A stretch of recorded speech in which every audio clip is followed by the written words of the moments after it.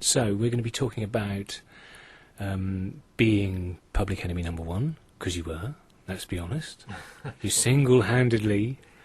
well, not me, myself. Remember, we were a collective. You were a collective, that is true. You were a collective. But I think it's, and I say this with huge admiration, that you did force the Tory government pretty much to bring in the Criminal Justice Act. I would argue with that, but I'll argue with you later across the course of the next hour. Yes.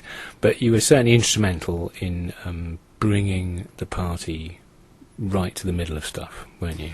Well, actually, what was happening, if you look at the history leading up to Castle Morton in '92, was the various authorities had actually had a systematic policy of closing down the free festivals. Yeah. And then we had the whole sort of... Going all back to Wally Hope and... Exactly. Yeah. And so it had all been closed down time and time again. And the previous year to us actually getting the sound system and going outdoors with us, they'd basically broken the back of it. Yeah. And we were just a very small little setup, and we just trundled it out to all these dates that we found on some hippie calendar. Yes, I think I remember them. Of events, yeah. And no one was there. And as soon as we sort of plugged in and turned on, people started coming out of the trees and the bushes and the woodwork, generally. I bet. And it continued for another year. So we added an extra year to it, and I think the Free Party thing took them by surprise. You know, they were thinking free festivals. They were also thinking the sort of acid house bill, which had come in to try and stop pay parties and close those down to warehouse parties.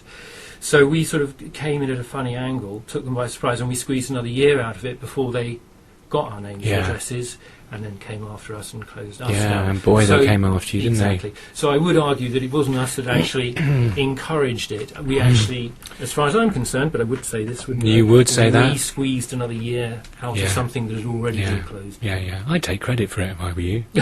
Really, something needed to be done. And you were run out of London by almost at gunpoint, weren't you? By the Babylon, when you had a party at Canary Wharf. That actually wasn't the worst time. The worst time was Acton Lane, and that was... was that when they came through the walls? They came through the walls. Easter Monday, funnily enough. And we were in the middle of a big industrial estate, no neighbours, and it was a 2.5 hour siege. And they wouldn't let people in or out. And there were literally battalions of them outside.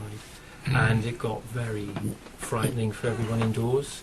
And every now and then the police would allow a few people through their cordon, young kids. Search them. No, just beat them up against the doors. And then we had to let them in, screaming and bleeding. And this was panicking people inside. I bet. They wouldn't let us finish, wouldn't let us out. And then they started coming through the walls with sledgehammers. And it's like Waco. Oh, it was awful. And of course, we'd been warned by many people the previous year, sort of old traveller types, that this was post Beanfield, isn't it? Yeah, that the men in black would come after you. And we said, well, of course they don't exist. Everyone knows that the bobbies have to have their uniforms and show their numbers and this, that, and the other. And they said, no, they just wear overalls and masks. And they did. They did.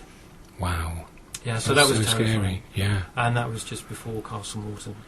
No arrests were made at that. So what? No arrests? No arrests were made. But there were huge. That was just to intimidate you. And it was a terror attack. Wow. And from that moment on, we just fled and went and hid in the forest. Some would say that fleeing to Castle Morton wasn't necessarily fleeing to the forest. No, because this was the Easter Monday, and what actually happened, the turn of events was we were hiding out in this deep dark forest in the middle of Wales. What, Forest of Dean? No, it wasn't. No, it was a plantation. Proper bit of forestry. Full of wolves, And we decided that we were going to leave the country or go horse-drawn and acoustic, or I don't know. We were thinking of every possible way. We had no equipment. They'd smashed everything up, and as well as a lot of the people. And after about 2 weeks of this sort of licking our wounds, we got a phone call from Bedlam Sound System, who some of their members had sort of started out with us and sort of had gone off to do their own thing. And they had gone to the Avon Free Festival. Yeah. And the authorities had got in there with JCBs and dug big ditches and filled it full of slurry and nice Exactly. tricks like that. And Lovely. there's a 35-mile convoy that had been displaced from there, getting bigger and bigger all the time. And it was just being shooed across the various police borders by all the different authorities. And we got this phone call halfway to Castle Morton Common, saying we're just pulling up now, and why don't you guys come down and relax and enjoy someone else's party? Yeah. So we kind of got persuaded to go, and we thought, yeah, all right, okay. But you picked up the tab. We picked up the tab. Wow. Which is fun. And that at the time, I mean, it must be superseded now by another trial, but that was the most expensive prosecution. Yeah, apparently. £4 million. £4 million. It was 2 years getting to Crown Court. How scary. And then we were 4 months in court. 4 We were months. 4 months actually in the court. And there was a media blackout, of course. Of course. Did you get a good QC? Did someone... Yeah, that was a guy called John Silver. It was all good. But I think there was 13 defendants. So we had 13 barristers and we had 13 juniors in there. So it was crowded. God. Not just crowded with people, but I mean the stacks of documents. I mean, you can hardly see the judge up on his little podium. Yeah. You know, it was, And you got off? well, I didn't get off. I hadn't done anything in the first place. So, but they tried to pin the organisation of it on you, didn't they? Yeah, and what was interesting, I mean, you know, things like, for example, that we had this kind of giant sound system, you know. Yeah. The police had smashed it to bits, you know. I Okay. mean, what we had was tiny Yeah. compared to a lot of the other sound systems that were there. Let's talk K. How many K? Well, we always had round about, I guess, 4K, 4 5K. That's pretty... But it was a very lovely sound, Yeah, you know, yeah. and we looked after it. And I think, you know, if you've got a nice quality sound system, You don't need to go play the mega. right music. It doesn't have to be mega. And it was just our reputation that preceded us. Your reputation did precede you. Yeah, you know, you were doing it for the rest of us. I didn't know about Castle Morton, but to be honest, I probably would have been too scared to go. Really? But in my defence, I was having a sort of slow, controlled, nervous breakdown Oh, right. Okay. over a sort of 10-year period. You know, towards the end of it, I might have been able to go for it. But Might people cheered came you in. up. Do you know what? Raving actually saved my life. Yeah. It really did, and it has informed my politics, my spirituality, and so much in my life has been informed by it. I just wasn't up to Castle Morton. Right. Yeah. But people actually came and stayed who'd been to it, and were just, you know, like Yeah. transported by it. Yeah. Totally transported. It was fantastic in that I suppose it was the sort of the equivalent of the restaurant at the end of the universe. Yeah. Everybody came out. Everyone was there. Yeah. But the numbers were seriously inflated by it being all over primetime That's television, classic. Yeah. which had never happened before. No, and there seems to absolutely. have been a sort of state policy of not doing that, because Yeah. why would you advertise it and No, swell the numbers? It does seem to be bizarre that they kind Yeah. of helicopters though. Were there news helicopters? News helicopters, yeah. It did look awesome. Yeah, It really did look awesome. What a great place for a festival. it was lovely. Yeah. It was beautiful. It was very Lake. abrupt. Yeah, this flooded. It was blue. The water's flooded quarry, Beautiful. and people just bombing off the top of this cliff. It was Great. yeah, fantastic. God. Even all the police that were there, they were in their shirt sleeves playing rounders the whole weekend. You know, very friendly. Nobody knew what was. So when it all went on top, hmm and you're in the dock, and they're going, that's it, you're going down for this. Yeah, the judges said he was going to give us the minimum of 2 years, maximum of 4 years. Oh, not funny. No, it was shocking. Not funny. I bet you wouldn't be like Chris Youn's wife, who's just been spirited off to an open prison Really? after 3 days in Holloway. Right. Yeah. Yeah, they wouldn't have given you that, would they? Well, we were very confident because, you know, we actually... You actually hadn't organised it. That wasn't a crime. Even if we had, it's not a crime. Really, to the bigger picture is, of course, is, as I mentioned earlier, you know, there's this sort of shutting down of free gatherings, Yeah. whatever they might be. Yeah. And the Criminal Justice Bill represents their grand plan, and they were taking every opportunity to bring that into being. And so, you know, that's the reason why most of us actually showed up to court, because we felt fully justified Yeah. in everything, because And you were. we were not criminals and we were not going to be criminalised, Yeah. and we certainly didn't think that a form of music would be criminalised. Yeah. Interestingly enough, that's the first time in history. Hitler did try to do it. Yeah, did he? For what? Yeah, a certain kind of jazz. Yes. And Negro jazz, probably. I don't know the details, Yeah. but yeah, it was. You Yeah. know, they were the last people to do that. Actually, in a bill, in a parliamentary bill. It seems extraordinary now. It does, doesn't it? But you see, the problem is Repetitive beats, and we what was can- it? A gathering of more than sort of like 5 people listening to that's repetitive right, and beats. people travelling together and congregating and all these things. But for me, the real problem with this, I mean, we can be, you know, staggered by that as if it's some kind of terrible thing that happened in the past. It happened, and it's still law. Yeah. Is it used much? Yes, it is. I mean, you know, it gets slack because a lot of people have been scared off of organising their own events, and you know, free events do happen, and they're Yeah. very kind of low key and Yeah. secret. But when they do get found out, then equipment does get smashed and people get beaten up, and you know, it's awful because they're treated as criminals as if they are doing something wrong. Yeah. Out of order. Yeah. Instead of being taken straight to Parliament and given a seat. Well, this is funny you should mention it. Exactly what, for me, you know, I find most strange. You know, you get any group of people who are community spirited, Yeah. want to sort of build community bonds, Yeah. get everybody coming together, having open door policy, sharing. Open, Yeah. transparent. You'd think that a society would welcome Yeah, this kind of culture. absolutely. Yeah. And of course, when we were exiled from Britain, we went over to Europe, France mainly, Yeah. and we were welcomed there as Yeah. a sort of as adding to the culture. Yeah. Whereas here, you know, they, as I say, Yeah. criminalised. Public enemy number 1. Well, I wouldn't say that. Oh, go on. Very nice of you to Go say so. on. And you can hear the envy in my... Do you know what, actually, to be honest, I've done a little bit of troublemaking, you know. I think when the revolution comes and we storm the police station, I think you'll find there's a pretty hefty file on me, too, Mark Really? Harrison. Yeah. Would you like to share any of that with us? Well, as the policeman said when he stopped on the way to my 23rd birthday party, I expect you're going to Houseboat Rouge party. Houseboat Rouge, that was what I was on the flyer as. right. So yeah, you know, just a little bit of... You probably know my DJ name. Probably it's Rouge. Pasty Kimono? No. Okay. Yeah, no. No. Okay, I'm gonna have to wheel out the big guns. Private ambulance. No. What do you mean? No. Sorry.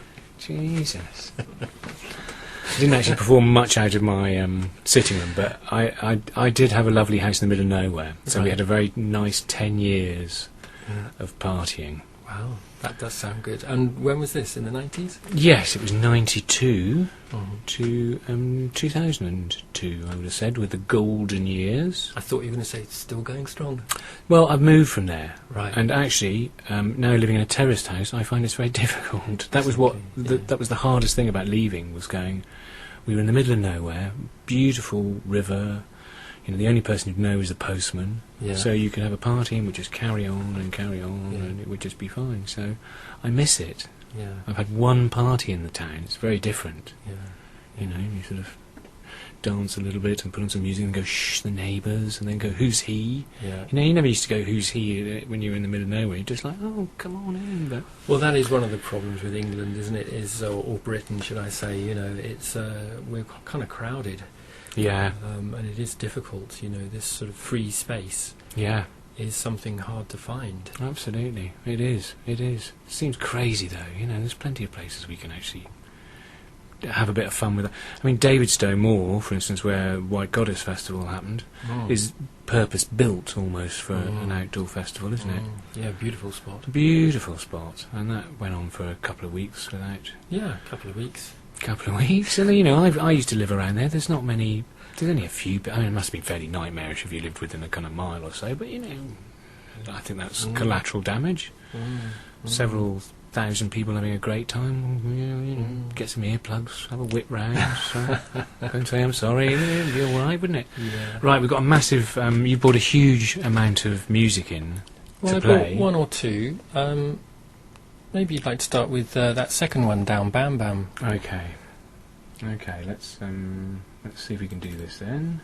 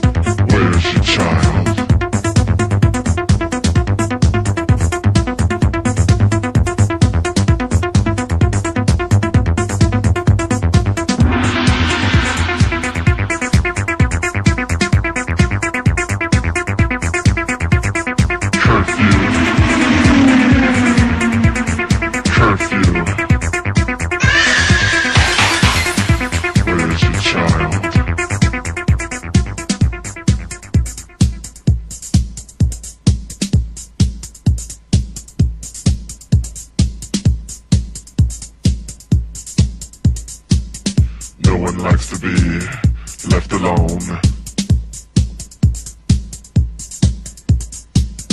Especially when they don't know right from wrong. Parents, where's your child?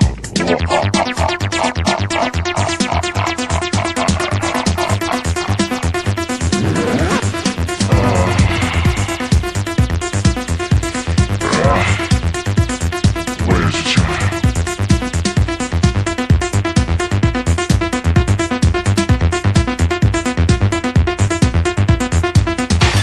You're all my children now.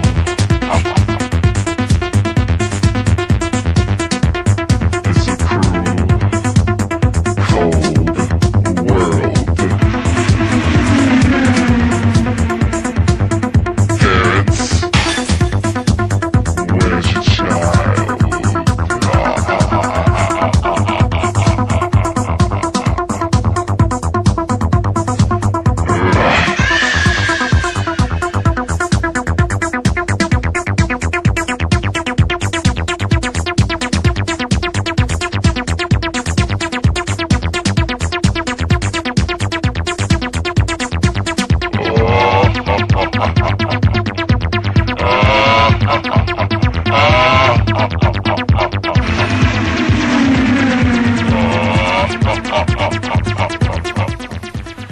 classic Acid.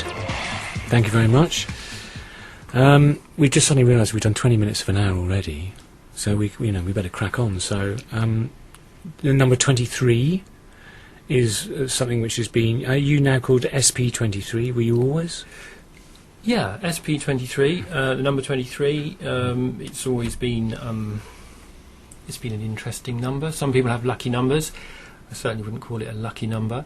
It's cropped up quite a lot throughout our history of working together as a group of artists, DJs, musicians, and as it turns out, quite independently. And this is the rather nice thing about it. Yeah.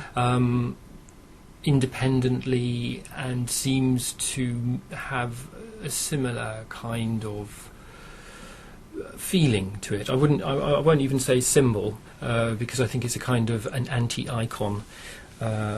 People are always sort of asking, what is the mystery of the number 23? But for me, I think it's more about, it's not about that replacing any other symbol of political power, religious power, these kinds of things. Yeah. It doesn't necessarily mean anything at all. No. It just takes the lid off the belief system. Yeah. And so it kind of frees people up. Absolutely. What Robert Anton Wilson called the self-referencing belief tunnel. That's a very nice way of putting it. Which, as I understood it, the first person to kind of talk about it was William Burroughs.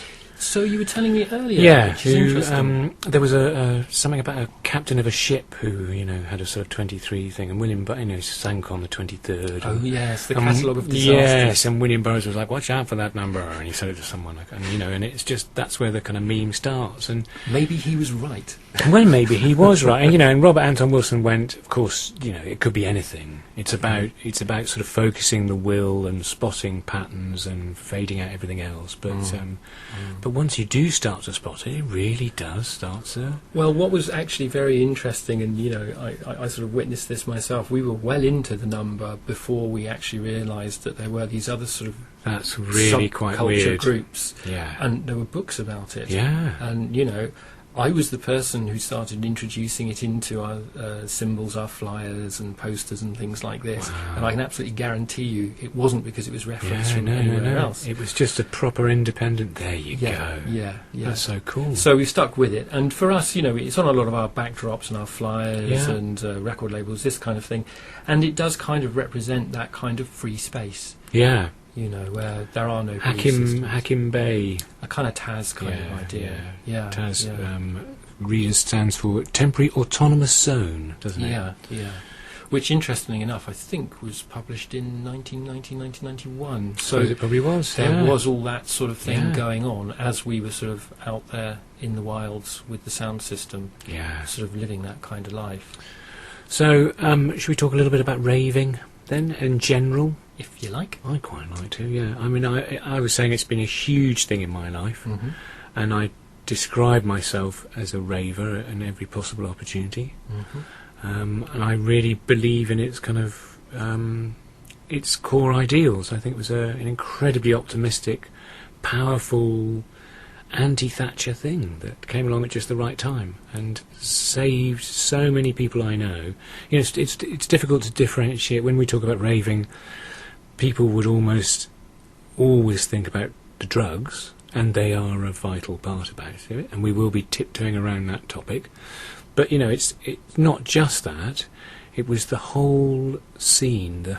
I think it's really the only time I properly stepped out of my kind of little class bubble was the kind of height of raving. And, in Plymouth there was an amazing club called The Warehouse. Did you ever go to that? I didn't know. It was enormous. It was, at one time it was sort of like the third biggest, best club he said proudly, in a very West Country way. But it was absolutely enormous, fitted about sort of, 4,000 people. And it was filled with people who I wouldn't have dared look in the eye, a couple of years before, hugging and, everyone back to everyone's house. It really did change stuff on a quite profound level. And it might just be anecdotal, the idea that raving was part of the thawing of the peace of the end of the sectarian violence in Northern Ireland. I think that's quite. I do know people who were just found the whole thing became a mockery when you're at a rave. It was like, what do you mean you're a Protestant or a Catholic? It was a great leveller. Well, I think there were three things kind of going on. Obviously, there was a huge spike in ecstasy use, and that has been used as an aid to sort of lifting the barriers between people. And then there was also the new electronic dance music, where suddenly very cheap, basic technology, people could do stuff in their bedrooms and experiment with big bass sounds, very bass heavy, so great to dance to. And those two things kind of combined to pull together a community, and people were experiencing for the first time what community actually felt like, real community. Now, I know a lot of people sort of tend to focus on the drug element of it, and yes, you're right. I mean, it's always had a part in any culture, regardless of whether that's going right the way back to the beginning of time, I imagine, but jazz or whatever.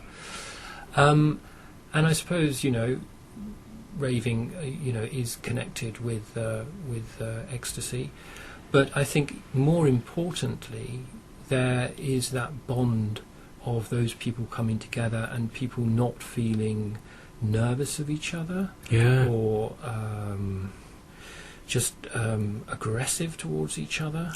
And in that state, which is a very rare state in this society, because it is quite an aggressive society, and we're brought up to be very competitive and aggressive. And alcohol is an incredibly aggressive drug. And so it was this very rare glimpse for the whole of society, the whole of community, to actually get a look or get a feel of what being alive and being human could be. Which is why it was so dangerous to, the authorities in Babylon, really, because it is producing an alternative lifestyle which is directly at odds with the one which we're being peddled. Yeah, I mean, one part of me thinks, well, maybe that's right. Another part of me, when I remember what it was like, I don't think I had a clue. Because you had to be in the middle of the dance floor to get it. And I don't think they ever really experienced it. No, I mean, I can remember looking at it from the outside and going, oh, that looks a bit weird. And then kind of going, well, I quite like the music, and but I don't see why everyone has to do that. And then doing it, and then you drop and go, okay, I totally get it. And it was a mind-blowing experience, and there was no way back from that, really, was there?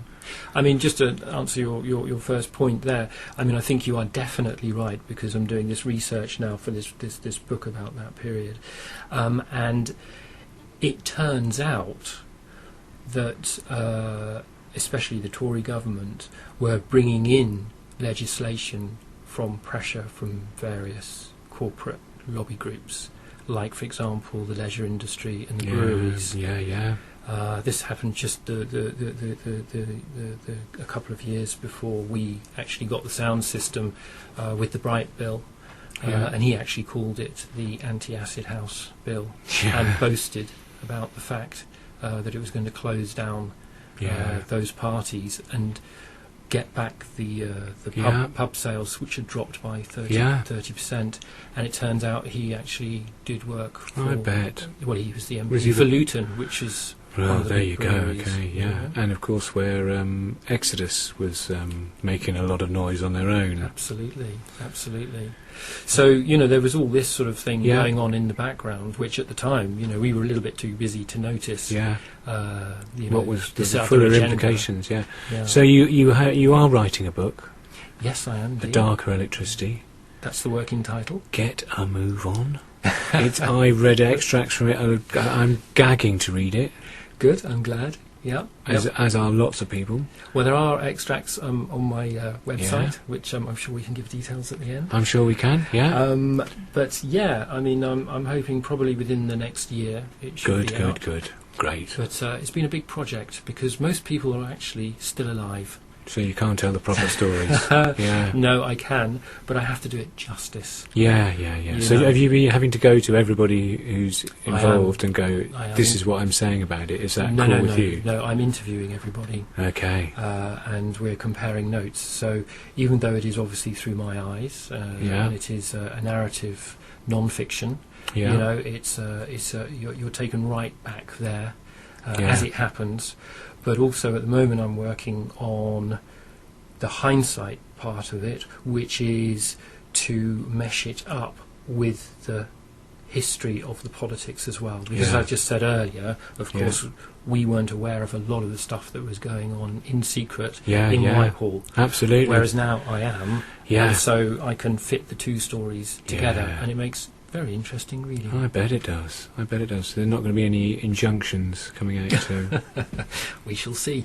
Shall we play some music? What one would you like from here, then? Would you like the Jack Varley? Yeah, let's do it. Let's have some more acid, shall we? Yes, why not?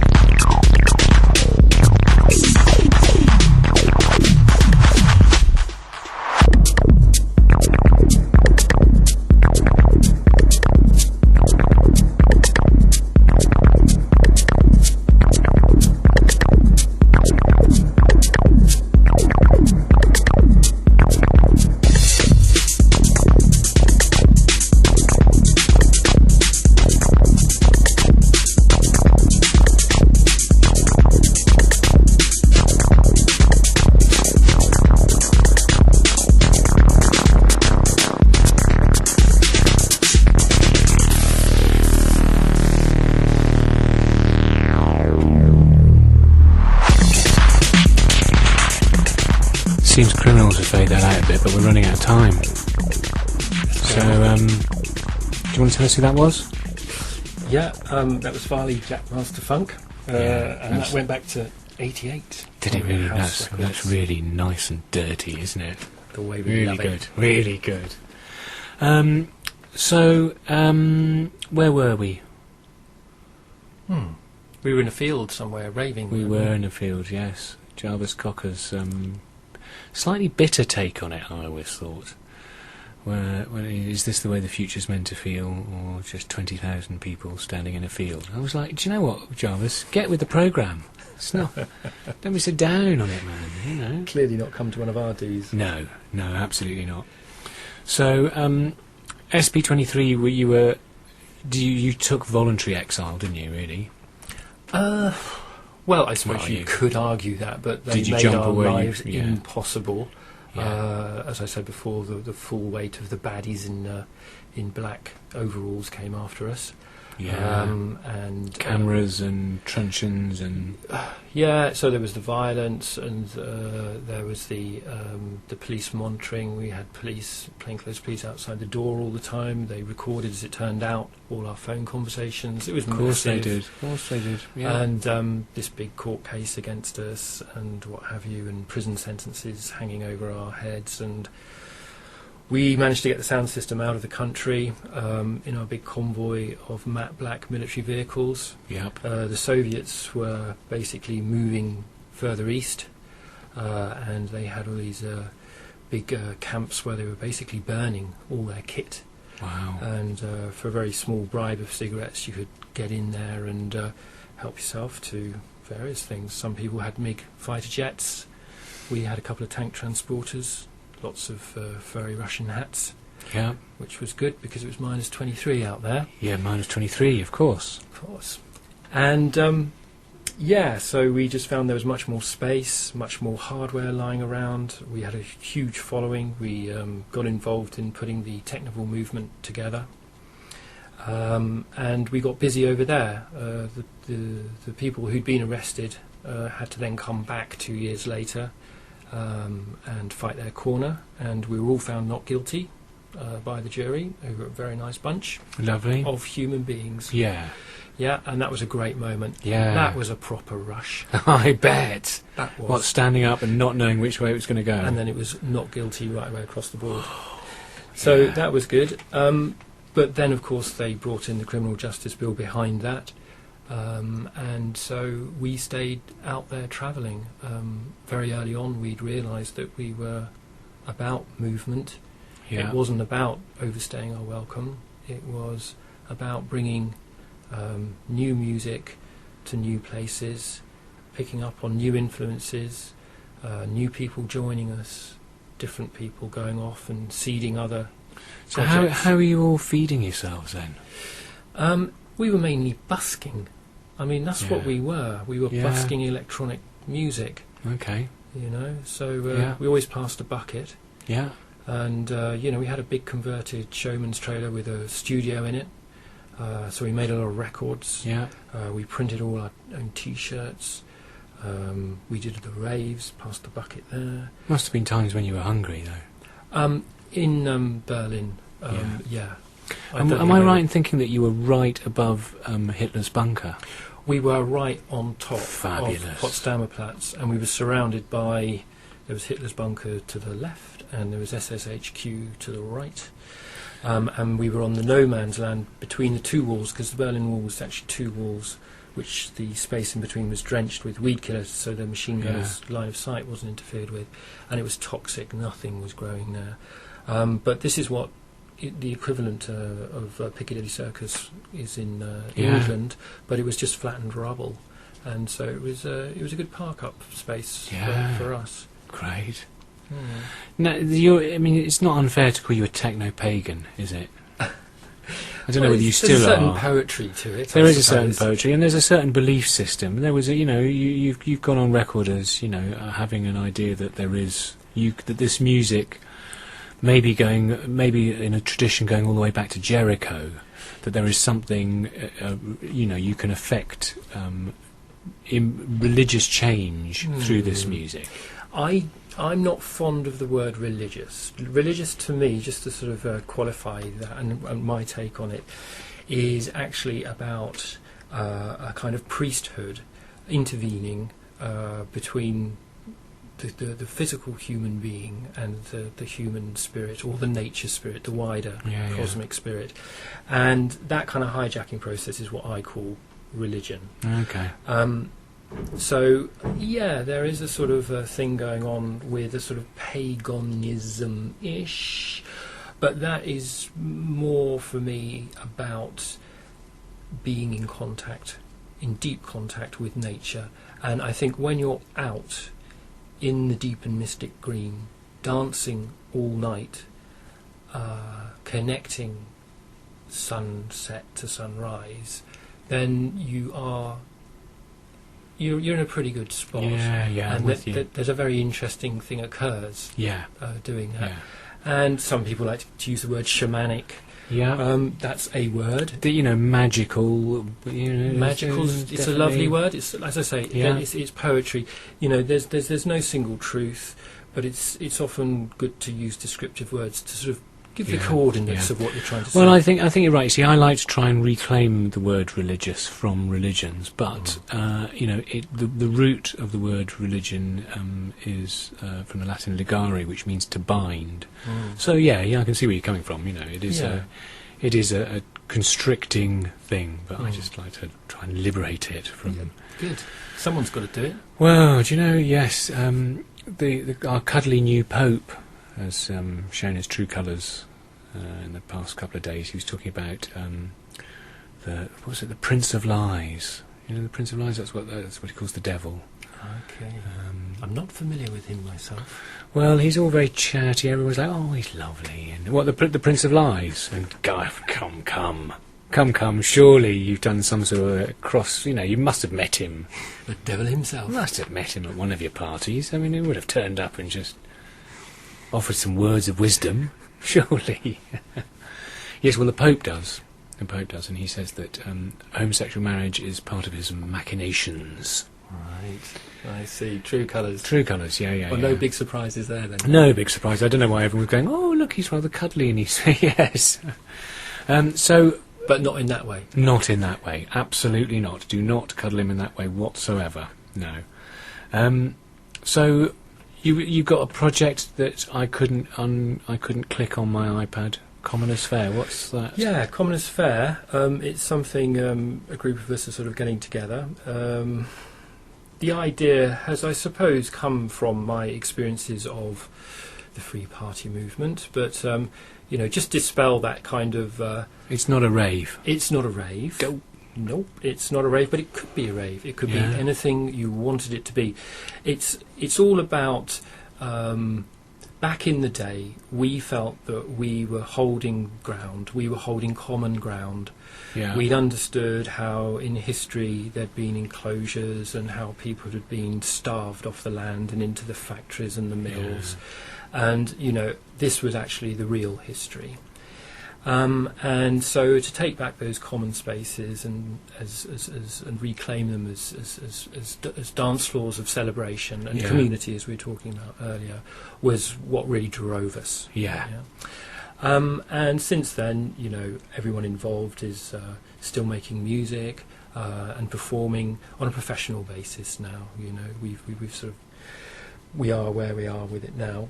But for me, it's still very important that we still hold some of that space, because environmentally as well, it is being just destroyed. You mean hold it socially and politically? Socially, politically, in everything, communally. Communally. Okay. And the idea behind Commoners Fair, hopefully as the name suggests, is that we bring in our experience of electronics, computer, technology, and the open source movement, which very quickly is something that started with computer software design, and it's just a structure that software engineers use where they share their blueprints, if you like. Yeah, okay. And The opposite of copywriting. opposite of copyright, so that things can evolve and people can improve things, Yeah. and it makes a very good business model. Yeah, yes, if you want of to course use it it does. as business, you could Yeah. use it for cooperatives or for community Yeah. things as well. So the idea is to organise small community events, whether it's a garden fete or a teenagers skate park jam, or whether it's a tea dance. It doesn't matter. It could be a combination of things, whatever Right. the community wants. But they come together and they organise it with this kind of participatory democracy, open Okay. source structure. Yeah. So they're learning about different ways of organising and structuring themselves and how to get things done. But it's a positive feedback loop because they then celebrate having just organised the event. Great. And I think it'd be a really good way of revitalising our little community events, whether that's Yeah. in an urban way or in isolated rural places. So, too. it sounds a lot similar to Transition Town. I mean, are you a fan of Transition Town? Absolutely. Me too. Yeah, absolutely. You know, I think that the whole the Costa Coffee thing. I think that in about 3 years' time, when the economy/environment has collapsed, how we'll look back with hollow laughter over something as trivial as a few dumbass jobs in Costa Coffee, when Transition Town are the best plan. Yeah, They're absolutely. the only plan I can see at the moment, really. Yeah. Well, it's all about building resilience, and Yeah. I like that phrase. Yeah, it's a great phrase, isn't it? And it does definitely connect with my thinking and the way that we're trying to put the common as fair together, because it's all about building community bonds. Yeah. Because people seem to have got very isolated and fragmented and what totally. have you. And so getting people face to face, but using the social networking power of computers to do Yeah. it. And the other idea, I'll just quickly say this, is that all the information that we gather from the experience of putting these events together will be put on an open wiki, so that people will have access to all the Brilliant. contacts. Great. So, what? Because you're local, I'm local.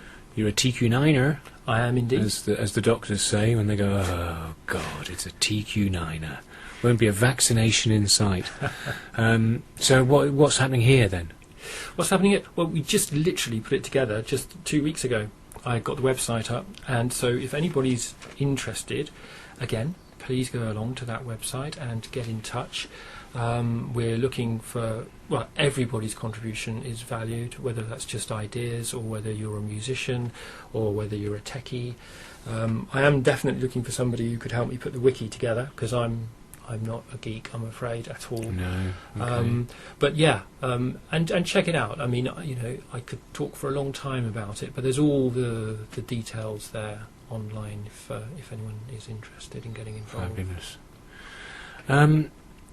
Your charming and civilised father, lovely man, Mm-hmm. and your lovely mother. My parents were quite freaked out by what looked like insanity. Does your dad now understand it a bit more? I mean, I get the feeling he does.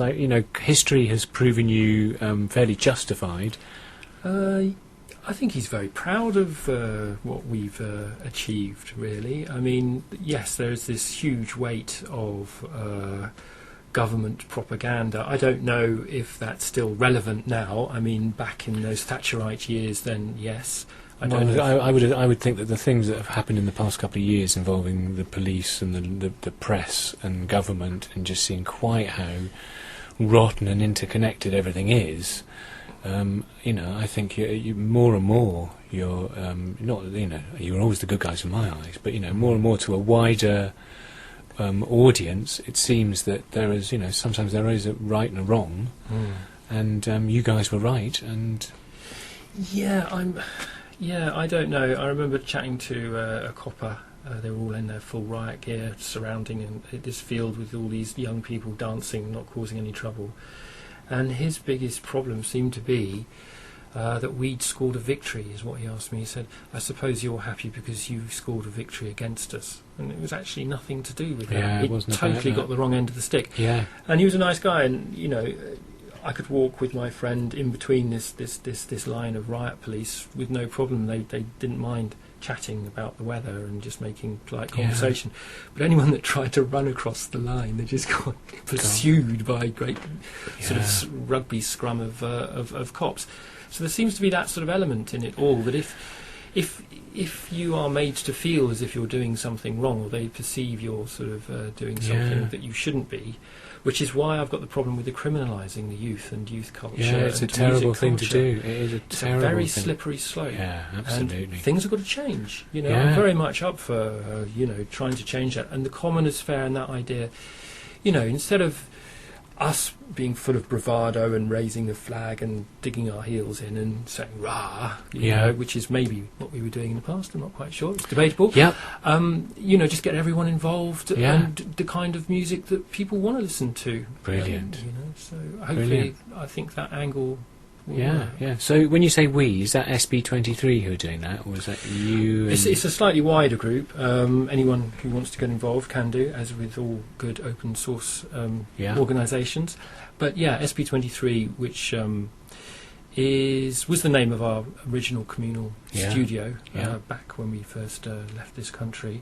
Not all, but most of the core creative people that are involved in that are still working together as SP23, not Spiral Tribe. Spiral Tribe is a thing of the past. We did big free parties. This is, we go around the world. We do nice big venues. I'm afraid they're ticketed because we have to cover the costs. But we keep it to a minimum, and it's all about the new music. And there's a lot of new music being made. Yeah, I know there is. Yeah. Shall we play some? Let's play some. We've only got 9 minutes left. So what should we play then? Well, let's do the Bad Girls. This is the Funny Ox remix, and this is Sim Simmer and Ixie in the mix. What you gonna do?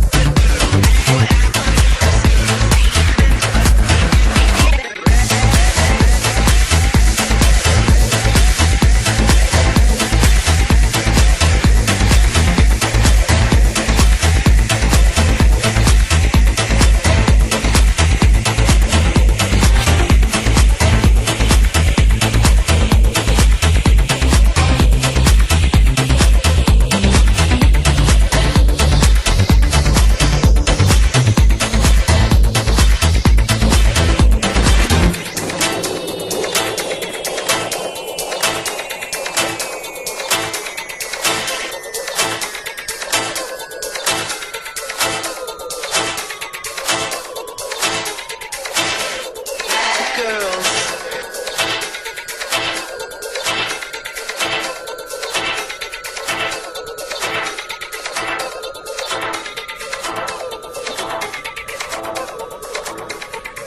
So that's something that your crew's doing now, then? That's your right. lot. Yep, that's bang up to date. Bang up to date. Lovely. That's really great. I like that. Well, there's all sorts. I mean, there's 8 artists. There's a lot of improvised live techno Yeah. and DJs. Plus, there's the bad girls. So there's vocals too. Also, we do all the decor and the video projections and what have you. It's big in Europe. I mean, they're playing to packed houses more or less every weekend, and everyone's working as a professional producer now as well. So, yeah, it's a very busy collective.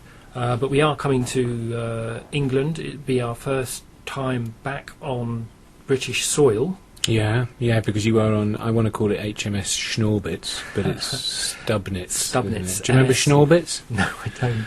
Schnorbitz was, there was a comedian, a telecomedian in the 70s called Bernie Winters, Right. and he had a giant St. Bernard. It's called Schnorbitz, and Oh, he basically get him I out see. when the act wasn't going very well, and everyone would go, oh. I think he was on Crackerjack.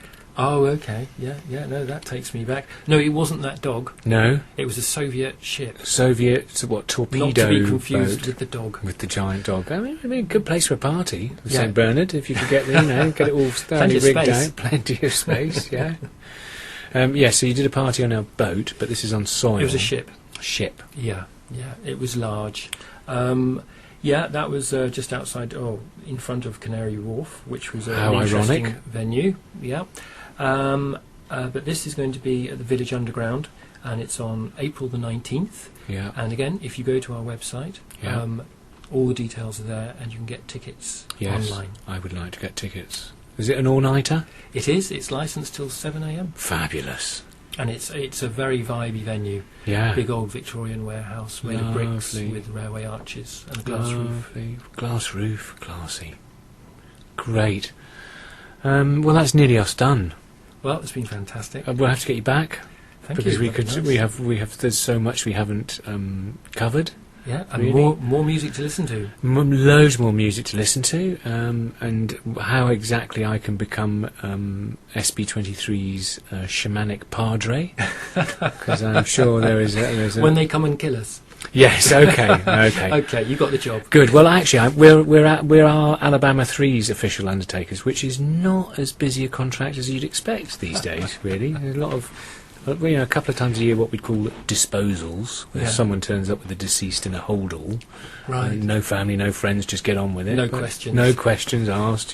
Big wodger folding cash, but Fantastic. You've definitely got the job. great. Thank you very much. Brilliant. Lovely, Mark. Okay. Well. So Matt and John are in a minute. I'm luckily for us, Shawnee T is here, who's been assisting ably on a computer, because otherwise I would have been stumped by your MP3 stick. I thought you meant you were coming in on an iPod. So maybe Shawnee, you can queue up a jingle, and we'll hand over to Matt and John. But brilliant. Thank you so much, Mark Harrison, SB23 Commoners Fair. Where's your website? That's www.commonersfaire.wordpress.com. Great, brilliant. Go there, and don't everyone sell out the party, because I want to come to it, and I'm sure it will sell out very quickly. Brilliant. You have been listening to Dead Air. There you go. Hey.